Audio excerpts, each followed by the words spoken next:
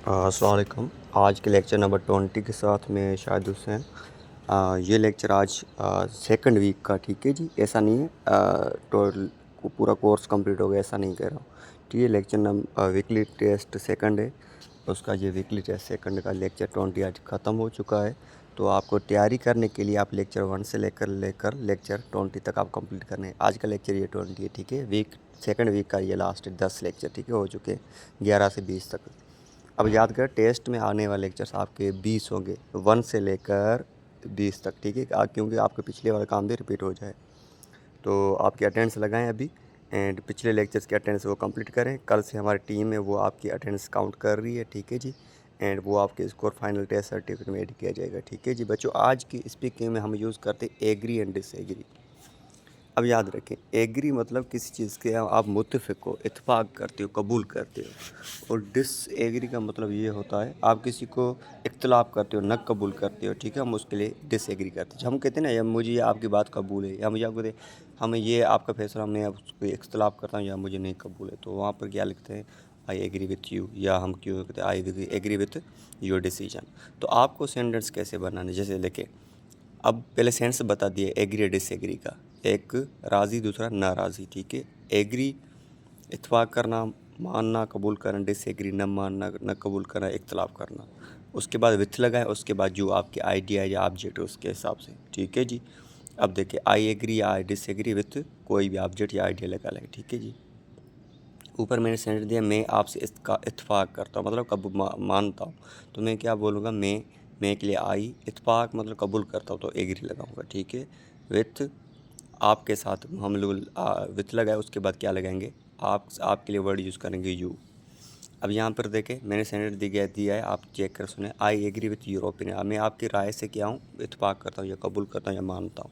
I disagree with this point, ठीक है, ये पॉइंट आपने दिए, इसमें ये मुझे, इससे मैं इख्तलाफ करता हूँ, ये कबूल नहीं करता हूँ। I agree this is a good idea, ठीक है। And I disagree it is not correct. ये मैंने दोनों की ट्रांसलेट नहीं बनाई, बताइए, क्योंकि अब इसकी आप खुद सोचिए, ठीक है जी, क्योंकि आपके दिमाग में आ जाएगा ना, तो फिर आपको रट्टा लगाने की ज़रूरत नहीं पड़ेगी। अब ये देखिए, ये जुमला ना बहस और गुफ्तगू में अपनी राय ज़ाहिर करने के लिए इस्तेमाल करते हैं।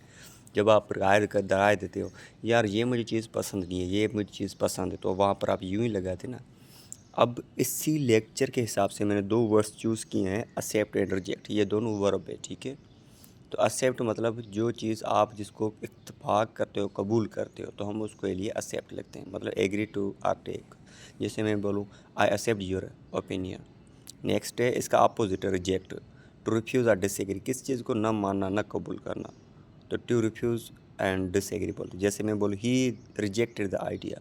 अब आपको क्या करना है, एक्सेप्ट रिजेक्ट पे क्या करना है, मुझे वॉइस में या लिख कर, वॉइस में भेजो तो बेहतर रहेगा, ठीक है, एंड होमवर्क भेजें।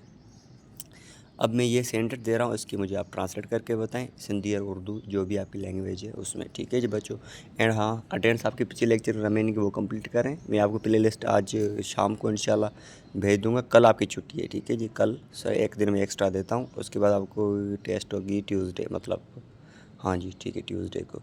आई एग्री विथ यू, इसकी ट्रांसलेट करके भेजिए। I disagree with this idea, I agree this is good, I disagree it is wrong. अब याद रखें, एग्री के बाद कामा नहीं लगाना है। डिसएग्री जब दो सेंटेंस में कन्वर्ट हो जाता तो कामा लगाएं।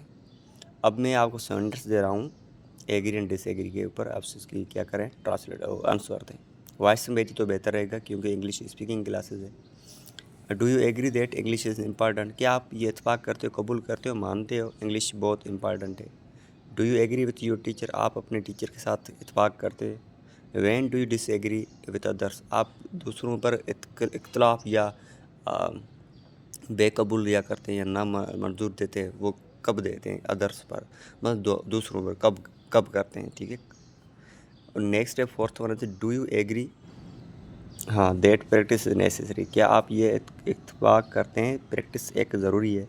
Do you disagree with the idea in class, ये आप मुझे अपनी राय बताना, ठीक है, इसमें झूठ नहीं बोलना है, ठीक है जी बच्चों।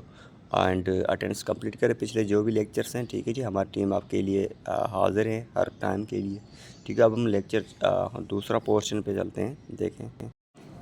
इसके मुझे आप लिख कर भेजिए, ठीक है बच्चों। देखें, मैं आपसे इत्तेफाक करता हूँ, मैं इस बात से इख्तलाफ करता हूँ, मैं इस ख्याल से इत्तफ़ाक़ करता हूँ, मैं इससे मुतफ़िक नहीं हूँ, मैं इस बात को कबूल करता हूँ। ठीक है जी बच्चों, ये आपका लेक्चर नंबर 20 ख़त्म हो चुका है आज सेकंड का। बाकी आपके 2 वीक से इसके बाद अटेंडेंस आपकी कंप्लीट करें एंड डेली होमवर्क भेजा करें एंड लेक्चर्स आप जो चले जाए यूट्यूब पर, वहाँ पे सारे के सारे लेक्चर देखें, अटेंडेंस रिमेनिंग वहाँ पे कंप्लीट करें एंड बेस्ट विशेज़। कल छुट्टी है एंड ट्यूसडे को आपकी टेस्ट है, ठीक है जी, एंड वो यूट्यूब पर अपलोड करेंगे इंशाल्लाह। Thank you, best wishes.